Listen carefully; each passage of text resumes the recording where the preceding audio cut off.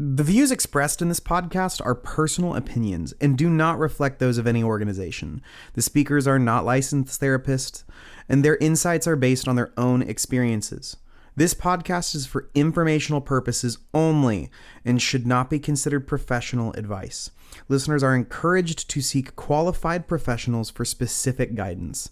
And by accessing this podcast, you agree that the individuals speaking in this podcast are not liable for any outcomes or consequences that may arise as a result. Okay, so Here we are. First official podcast attempt. We've had some test attempts, but then I went and got married, and that kind of slowed everything down on this project. And That's good. That's a good reason. I thought so. Yeah. I feel like we should also put a disclaimer that this is our first attempt, and these first few attempts, please give us a lot of grace as we learn this process. Our hearts are in the right place, but our technology and our skills may not be. So, you can learn from us just being raw and real and figuring things out. Yeah. Then great. Yeah. So I was listening to a podcast on the way over here. I think I've told you about it, The Basement with Tim Ross. He's a former pastor who's now a podcaster. He had John Bevere on the other day talking about his new book, The Awe of God. So I listened to that before I started reading the book, and it was really cool to hear John's tone of voice behind everything. But one of the things, Tim Ross has a podcast and he's been doing this a while. So he's got the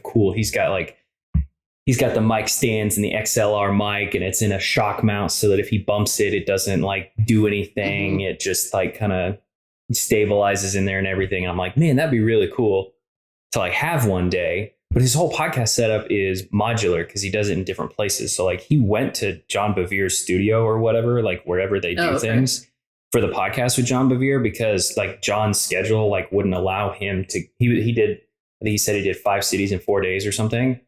So he wasn't going to be able to get back to. And it was 2 days after he was here in town.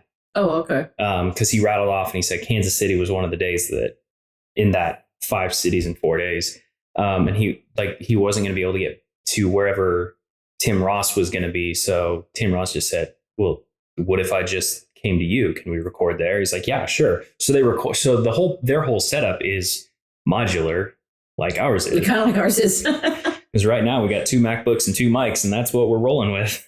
We don't even have the headphones that all the fancy podcast people seem to want to wear, make them look like radio announcers. Someday maybe, but eventually.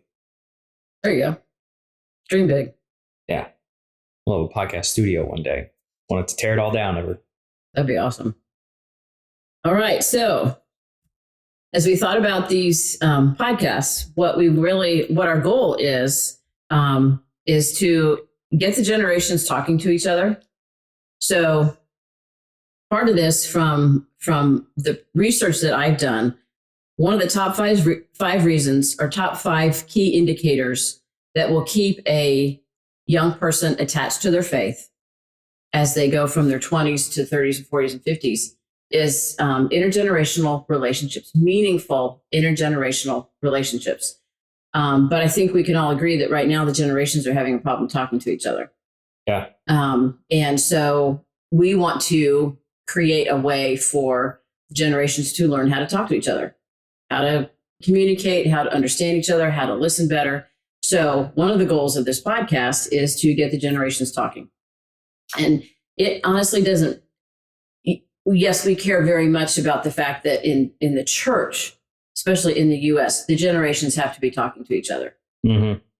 But also in business, in the classroom, in your neighbor, on teams, any place where you have multiple generations, or if you have an older generation that is going to need to pass the baton to a younger generation, they better know how to communicate with each other and how to understand each other. So hopefully some of these skills someone will hear them in churches, and that will change the culture of churches. We wanted to change the culture of families and get parents talking to their young adults and young adults talking back with their parents, not necessarily to their parents, with their parents. Yeah. And so yeah, we just hope that this goes every single different direction and hits the people that it needs to hit. But that's the purpose behind this, is to get the generations talking. So yeah, I think that's important. So our first topic is communication. So like specifically communication, we're going to be hitting lots of different topics and how the generations can talk to each other and communicate based on that topic. But we're actually going to talk about communication today. So I'm just going to ask you, Peter, some questions to kind of get the ball rolling. But from your perspective, so you're technically a millennial. Just by born in 1993. I know. I'm a boomer, born in 1964. So I'm the last year of boomers. Really probably identify more with Gen X, which came next. But, and you're the same thing with millennial, that you were born on. I think the last year of millennials was 1995. So Jessica's just the last year. Mm-hmm. And you are 1993, but still technically millennial, and probably have a lot of millennial mindset because your peers and your coworkers and a lot of people you hang out with are slightly older than you. Mm-hmm. So they definitely are in that millennial age. So what do you see as one of the biggest differences between the way that the generations, specifically boomers and millennials, communicate? I think one of the biggest ones, well, it's kind of twofold. One of the biggest differences is the format that people communicate with. But it's also like what they communicate about. And they kind of, those two things kind of tie into each other and create like a bit of a cycle. Okay, so let's start with how they communicate. So I would say with how a lot of, gosh, I sound like a TikTok star. Okay, boomer. But a lot of boomers will choose a phone call over texting. They might choose an email if they've got like a lot to say or something, or they want to send something. Like in work, if they have a lot of information to give. Yeah, or just like, I mean, I remember, again, your mom's, I think, probably older than a boomer. Technically, she's probably part of that greatest generation. But the one before boomers that doesn't have a name aside from the greatest generation, because World War II. But more than that, like I remember, and I'm sitting here going, okay, but this is not necessarily typical. Like your mom used to email us every Friday with like happy Friday fun stuff, and now she just texts us, which is very out of the norm for her generation in general. But even her mom was still emailing and stuff before she passed at 90,000 years old or whatever Garner was. I don't even remember what 90 she was. 98, 99. Something like that. Yeah. So again, not necessarily typical for their generation, but the idea of sending an email wasn't also like horribly foreign. It was one of those things where I think it was just enough more convenient than sending a letter. They would do it. But it took a lot of people a while to get to email. It did. I remember this funny commercial about this guy that did not want to use email, and all of his coworkers were like, "Send me an email," and he'd give him a Post-it note. They send me an email, and he'd write something down. And they're like, "No, email," and he's like, "I don't understand what you're saying." And so it was this whole thing about this old guy in the office had to learn to use email, and he just didn't get it. And interesting. So yeah, I'm not sure if it was like, some provider was doing that, but I remember that commercial. I don't know who did it. It'd be fun to see if I could find it. And my mom with her sisters, they email every day. Oh, do That's they really? How they catch up on what they did, what they ate, anything significant that happened, but they have an ongoing email thread. Oh, I had no idea. As opposed to a text thread. Interesting. Yeah. Okay. So I would say that's that's probably the, for lack of a better term, digital format that, for lack of a better term, older people would use, both their generation and I think your generation to an extent, like technically the boomer generation. I think Gen X is probably more on the phone call side of things, but we do use text threads though a lot. I think we've learned to. I think so. For the more informal stuff. We put everybody in a group. Like I've got a group of ladies from this church. They're my praying ladies. And I got a Bible study group. We're all in a text thread. So we have learned to do the text thread thing over an email Yeah. piece. I think that's probably because there's not just an immediacy to texting, but there's a convenience to it.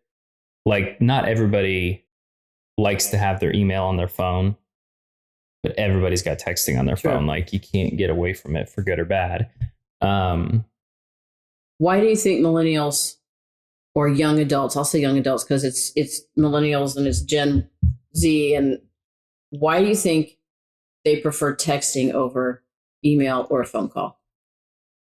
Well, I think for millennials, it's because we could get away with texting in class. We couldn't get away with a phone call in class. So a lot of our building friendships and talking to each other in middle school and high school happened over text message. Because it could be hidden. Yeah. Sort of. Okay. Yeah, because millennials, the T9 generation, we get text without looking, and there was no need for autocorrect because all the buttons were hardware. So we knew exactly where they were versus like the software keyboards we have with an iPhone now, where you need autocorrect. You need autocorrect. Well, sometimes autocorrect is not. We all laugh because sometimes autocorrect says ridiculous things. Yeah, exactly. So I would say some of it is because we learned to develop friendships that way. Some of it is because I think some of it's because of fractured focus. A lot of people have trouble focusing on like just one thing at a time, which is why they have all those goofy, weird, it's not a commercial because it's not an advertisement, announcements at the beginning of movies telling you not to be on your phone because more and more people are being on their phone at the movies. And it's like, you paid like good money, $15 to $22 a ticket to be here right now. Like, make it worth it. Yeah. So I think some of it's fractured focus because you can text someone in the middle of doing something and you don't have to completely derail your focus from one to the other. Someday we're going to talk about whether that's a real thing. So hold on to that because some people say you really can't focus on two things at the same time. Coming back to that in another session, just putting a pin there. Oh yeah. But like, you don't have to take very much time away from anything. It's not like stopping to take a phone call. Yeah.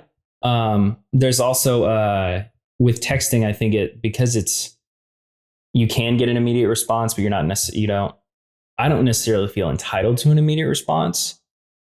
I know our text thread may contradict that in some cases, but like, I think a lot of people do that with texting. They expect an immediate response. Maybe, I don't know, because on the one hand, a text feels less rude than an out of the blue phone call. There's a big key. Yeah.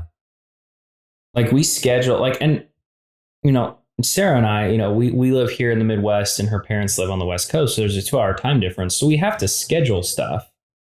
Like when we FaceTime them, we have to schedule it in advance and whatnot. We don't just like do it spur of the moment most of the time. Partially because her dad has an Android phone. So if we want to FaceTime with him, we have to make sure that Kelly and Mary are both together because we have to use her phone for that. But we schedule it out. Even if it's like, hey, do you want to FaceTime today? Sure. What time? Like even day of, like we can still do that. But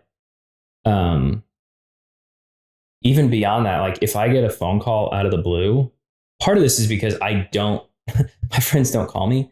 When I'm at work, I have the work setting on my phone. It blocks everybody's phone calls if it doesn't know the number. I've never once gotten an important phone call at work in the year and the 15 months or whatever I've worked at my current job. I've gotten one phone call that whole time that was actually anything.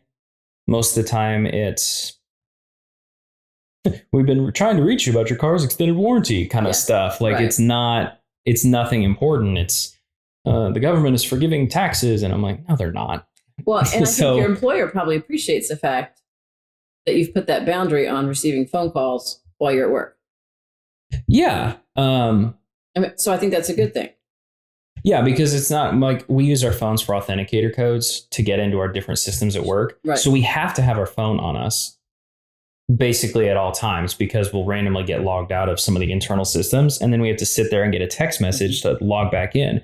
So it's not like some of these places where they say no phones on the floor or whatever. Like we have to have our phone. I've got 3 different authenticator apps plus a text thread that I get authenticator codes sent to for different systems. Right. So I have to have my phone. and have to sit there and wait for the text message. So I've marked some people. I think, like my favorites. So you, Dad, Jess, Sarah, like you're all in like my favorites list. So if you call or text me, it'll ring through. I had to pay attention though, because I turned off a bunch of notifications on my phone this past week because I was tired of getting them. I don't like from like certain apps. So like I want the app on my phone, but I don't want them to like tell me when they're having a sale or something. I'm like, I don't care when Michael's is having a sale. Sarah does. Mm-hmm. I don't. But I want to be able to place an order really easily to go pick up for her if I need to. So I have the app on my phone. So back to the texting thing. I think when I send a text message, most of the time, I'm not looking for an immediate response. I'm just kind of like throwing it out there. But if someone like calls me, I don't like talking on the phone in general. But even more so, I don't like talking on the phone in front of people. And now that I have a wife who's there all the time in our house, which is not very big, I don't hardly take phone calls at all because I can't walk away from her very far.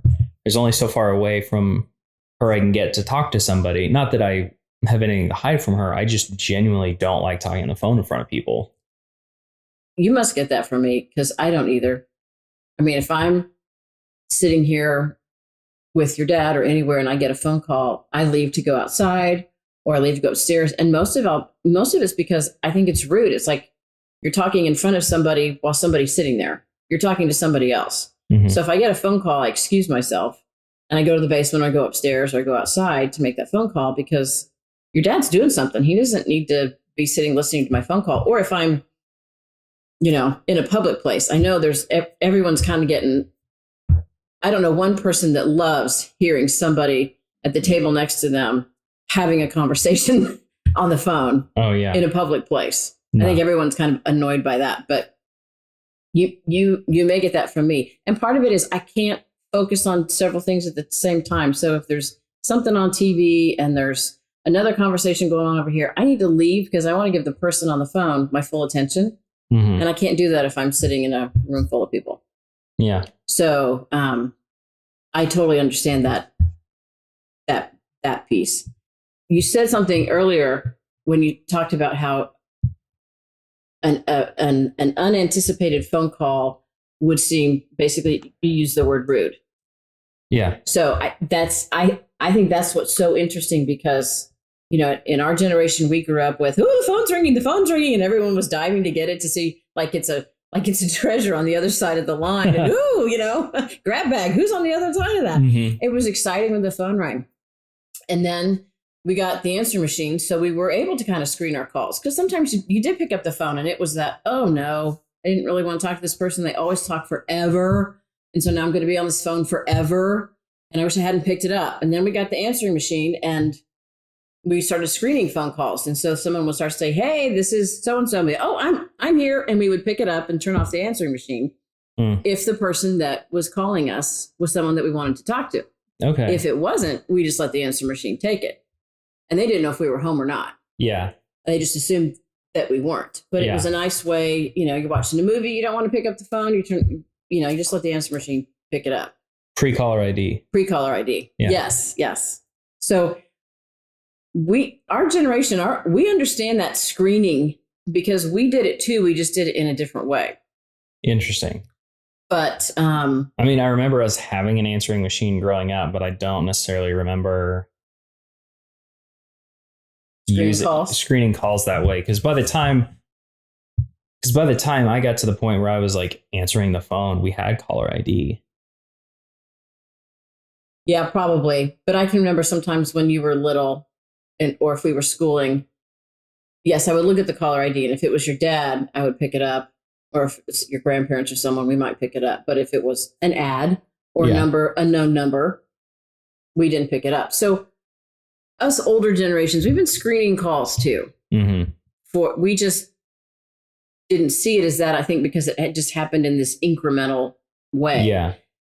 For your generation, so if the phone call comes in, that feels just as invasive to you as it used to us.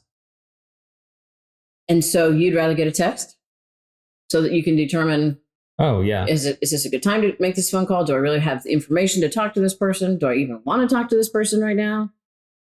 Yeah, because I don't know. Part of it is like if I need to have a conversation with somebody about something, I probably need like in that way, because a phone call feels a little more formal most of the time than a text message to me. So if I need to talk to somebody about something, I probably need some information. Give me some context. What are we going to be talking about? It's like John Maxwell talks about the meeting before the meeting. Right. Like, let me know what's up. What are we going to be? Otherwise, you're going to be sitting there. Because I do this at work. Like when I answer the main line at work. I'm on the team that does. So when I first started, I answered real quick, and I mean, like I still hit the answer button quickly, but as far as like my greeting goes, it was quick because the last time I was answering something like that was when I was working in a drive-through, and speed was of the essence. Well, when you're answering the phone, speed is not as much of the essence. So I actually have a really dragged out intro so that I can search the number, search the email address that came up with it, pull it up, see, like get as much context as I can to be prepared when this person is calling in. It's like, thank you for calling company name. My name is Peter. You're on a recorded line. How can I help you?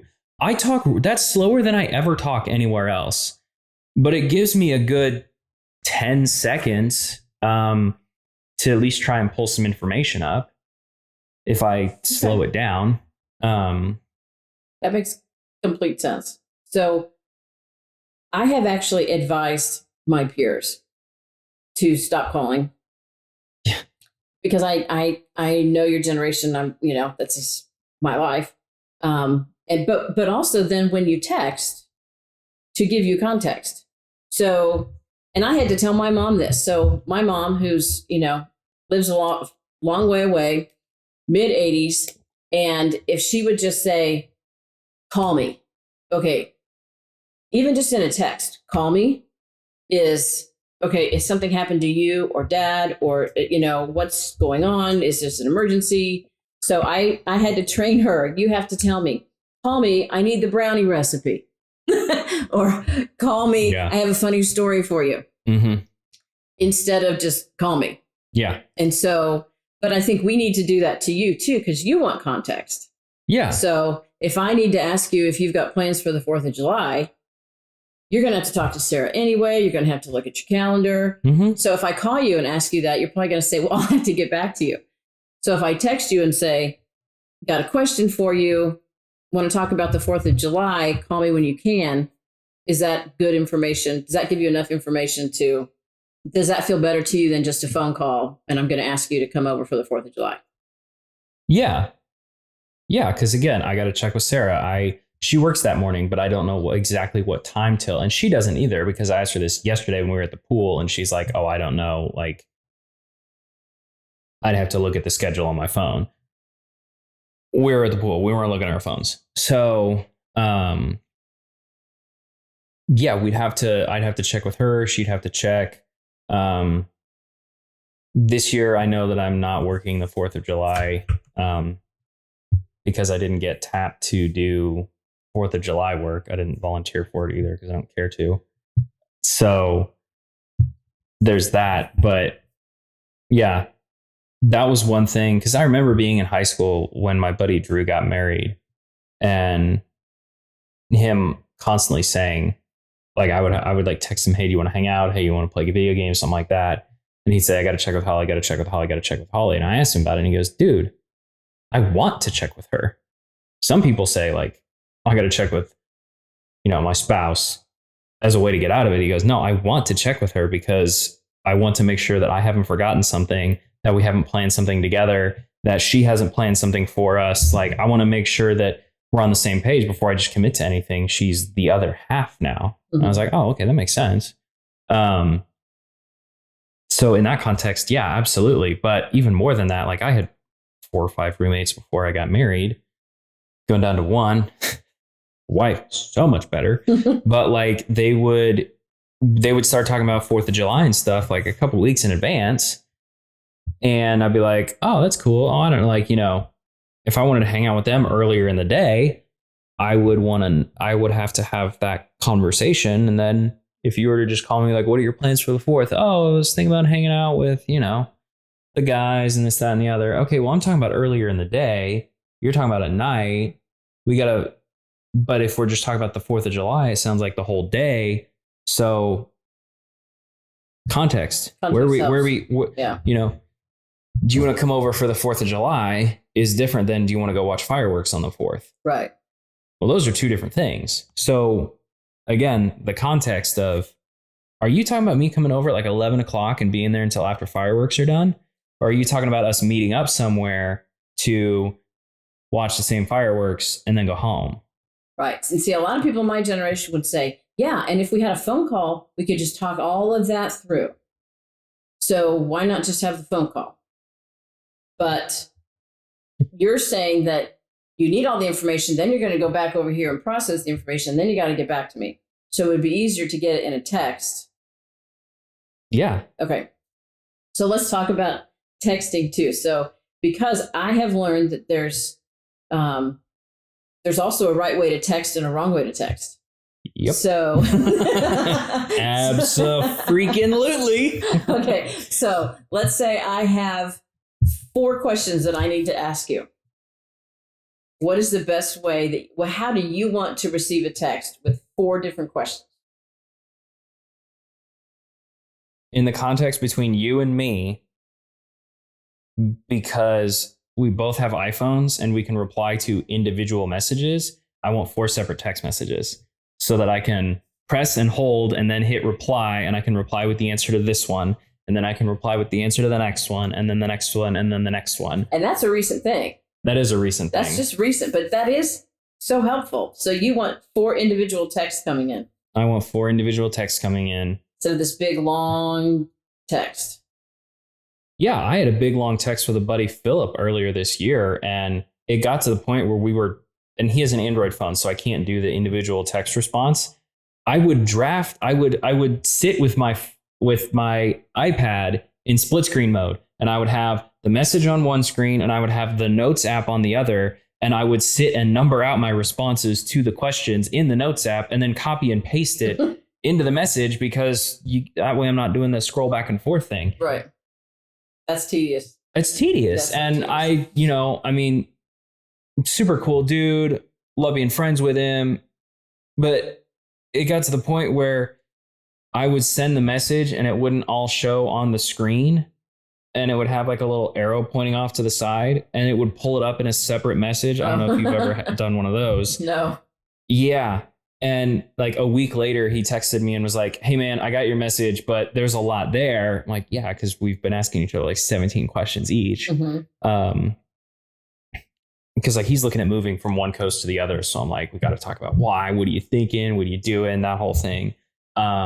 So figuring out, that response. And some of it's technology stuff, like my buddy Chase, not the one that lives in New Mexico, the other one that has a fab shop. He has an Android phone. I can't text him pictures. Right. Because the iPhone to Android, it compresses and all sorts of stuff. So I have to send him through Facebook Messenger so that he can actually download them. So when we took pictures at his birthday, I had to send them through Facebook Messenger because we had to do it that way. So some of the communication style depends on not just what we're communicating about, what are we sending? Moving forward, iPhone is going to have the ability to leave a FaceTime voicemail. So if you FaceTime someone and they don't pick up, you can leave a voicemail, like a video voicemail, similar to Marco Polo. So that's kind of cool. But I'm just imagining a bunch of people. It's just going to turn into, I don't know. I feel like it's going to turn into a new answering machine kind of thing, because if you call someone, like if I get a text, I'll look at it and I'll read like the first few words and see what it's about. If If I get a phone call, I'm probably going to ignore it and then go read the voicemail transcription. If I get a FaceTime from someone out of the blue, I feel like something's very wrong. If we've planned it out like we do with my in-laws, then okay, fine, good to go. Or Marco Polo, or it can just sit there and wait for you to. Yeah, Marco Polo, it can just sit there and wait. But if I get if Jessica FaceTimes me out of the blue while she's in another state right now, I'm going to pick up. Right.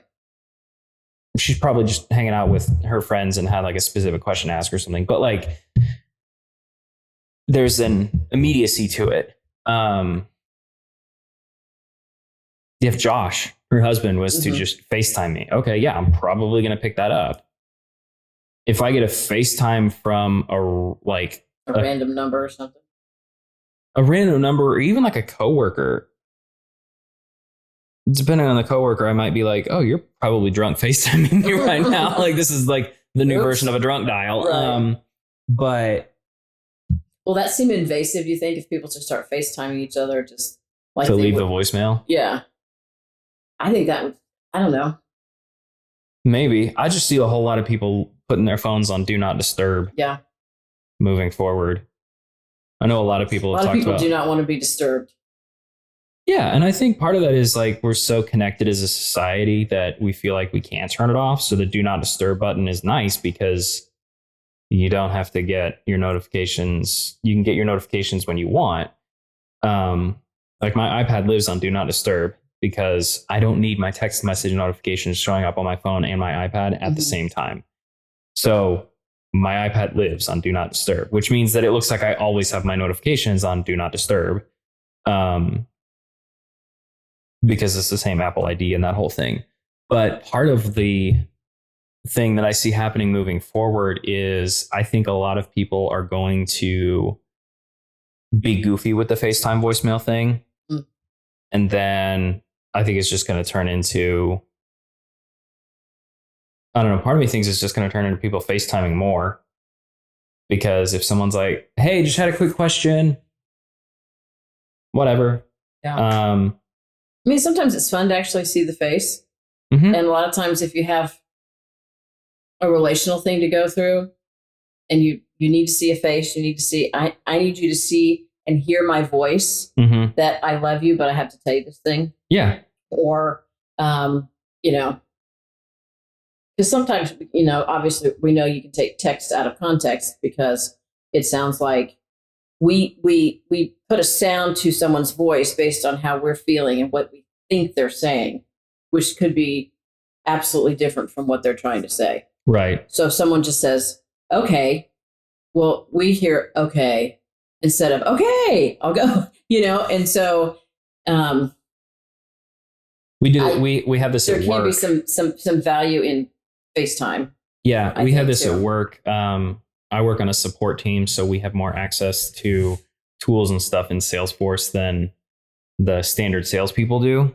Just kept breaking stuff in it when they had permission, so they lost that permission. Children.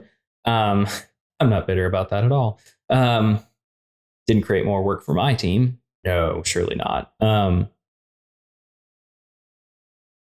And we have a couple of Slack channels where we respond to questions and stuff.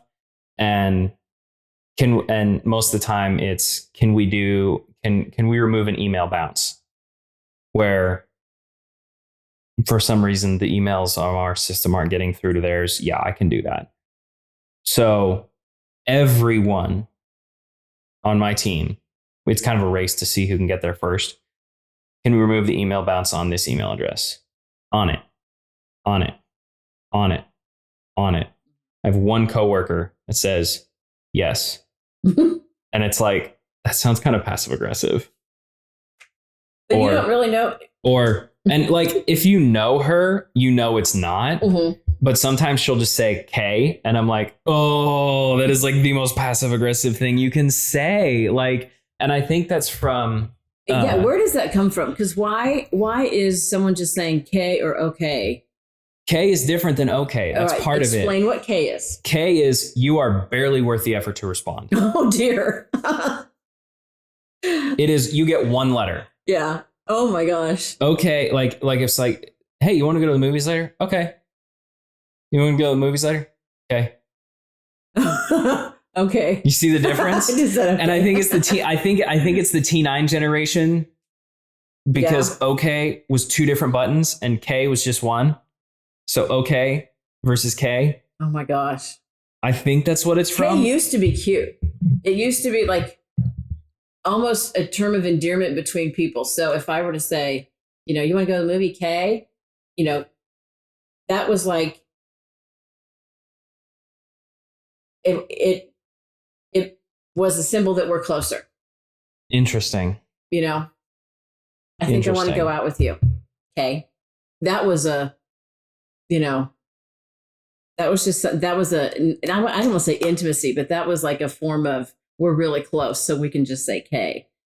In your generation, it's, you're not worth the other O in front of it.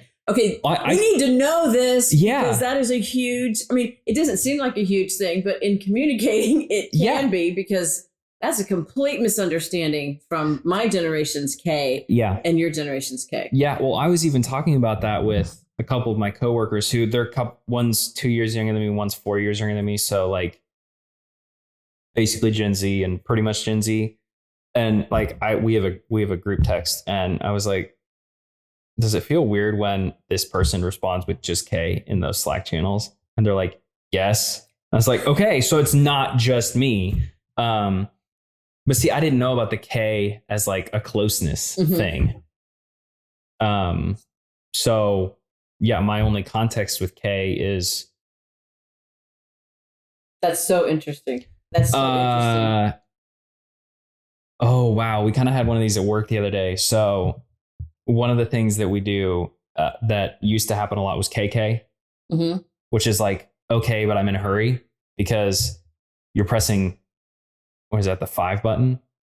The letter K, JKL. Oh, yeah. Number 5. You press that twice, KK. And then. I didn't know KK was I'm in a hurry, but okay. I'm just learning that now. It's more like I'm in a hurry, or like I'm just trying to dash this message off real quick, versus okay, because that's like you got to move your finger. Ooh, terrible. It sounds ridiculous when you say it out loud. I know, but it's true. But I mean, people have been ridiculous about their communication since the dawn of time. So it's, you know, it is what it is. So yeah, KK. But my manager, Jim, who used to be a high school teacher, said, like, what does KK mean? Like, what's the difference? And we had to explain, like, it's okay, but it's just a little bit quicker. So, you know, I'm in a hurry. So, you know, I'm in a hurry. Oh my gosh. Well, that's like probably the most useful piece of information that people might get from that. Everybody, KK means, okay, I'm just in a hurry.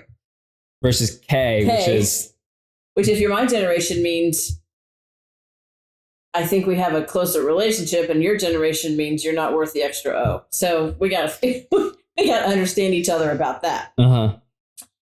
Gotcha. Because if I, as a parent, were texting K back to my kid, they would hear that you're not worth my time when I'm trying to communicate that we're closer, so I can just say K to you instead of okay. Because you didn't say K to everybody.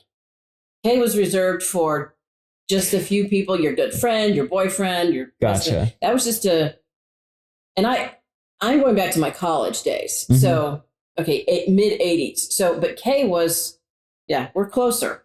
Interesting. Yeah. You don't say K to everybody in my generation either, because it's got some baggage attached to it. Yeah. Well, it's going to make everybody mad. Yeah. If you just respond K, like I remember the first time I used my lunch break to run an errand. I had to go put gas in my car because like I wasn't even going to make it home from work that day because I let it get so low. Sorry, Dad. And I sent my manager a Slack. Hey, got to run an errand real quick. I'll be right back. And he sent just K. I was like, oh, can I actually go do this? Like I was nervous about leaving at that point. I was like, I'm supposed to have 30 minutes for lunch. Like, what is this okay? Like it put everything in a new context. And then he did it a couple more times when I would do like the same thing. And he was like, and eventually, like I talked to some other coworkers, most of the time he's in a meeting over lunch. So he's just responding as fast as he can, like with acknowledgement. Mm-hmm. It's your thumbs up. That's what a K is for you guys. Just thumbs up. Move on. Well, it's not even just that, because K is passive aggressive. True. Like thumbs up is like acknowledged. Yeah. Just K is like, oh, what did I do to you? All right, everybody, hear that? Come on, boomers and Gen X, you got to hear that. I mean, I know that sounds trivial, but it would be the equivalent of an eye roll. If you were in, if you were in a conversation with someone and you were rolling your eyes, or you were looking off in the other direction, or, that whole "don't roll your eyes at me, young man" or anything like that. It's similar context. Okay, don't take that tone with me. That's the tone of K a lot of the time. Interesting. Okay, well, there I go. And I think one of the interesting things. This is getting into other like studies. We're kind of drilling down pretty far, and I'm actually So we've actually been drilling down pretty far here, and I want to continue this conversation, but don't want the podcast to get so long that it makes people turn it off. So we're going to continue this conversation in an immediate subsequent podcast here, because we've got some more to talk about. So as just kind of a wrap up, I hope both generations are getting the sense that there is hope in how we communicate with each other. We have to talk about how we communicate and what things mean, so that we're not insulting each other or frustrating each other. One of the things we're going to talk about in the subsequent episode is what happened with my wife and I yesterday about this. Okay, good. Can't wait to hear it. But, and I want to explain something that I had to teach your dad too. So we'll cover those two. But boomers and Gen X, please hear that millennials and Gen Y want to communicate with us very much. We have to understand what our words and phrases mean to them and basically learn another language. But we had to do it too, and our parents had to do it. And we got the telephone, and previous generations didn't have the telephone. We got the answer machine, we got caller ID, and then we got cell phones. And we learned all of those methods along the way. And now the younger generations have their own technology, and they're learning them along the way. Ours is not necessarily better, it's just different.